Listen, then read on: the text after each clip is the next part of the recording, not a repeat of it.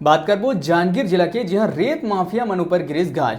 दरअसल शिवरी नारायण के महानदी ले बरसाती मौसम में रेती निकालने में प्रतिबंध लगाए गए रहे। एक बावजूद आए दिन महानदी रेती घाट ले रेत माफिया मन के द्वारा अवैध रेती रोजाना भारी मात्रा में निकाले जाते रहे।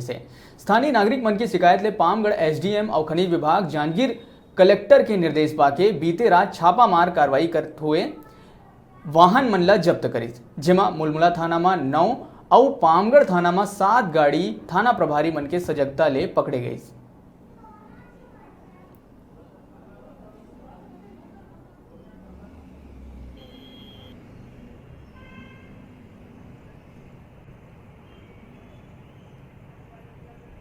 पिछले रात को अवैध रेत परिवहन करते हुए 16 हाईवा वाहनों को मेरे द्वारा जब्त किया गया और जब्त करके थाना मुलमुला और पामगढ़ को सुपुर्द कर दिया गया। खनिज विभाग के द्वारा उसमें सम्यक रूप से कार्रवाई की जा रही है। बिना रॉयल्टी और वैध दस्तावेज के वाहनों के द्वारा परिवहन किया जा रहा है और निरंतर यह कार्रवाई जारी रहेगी।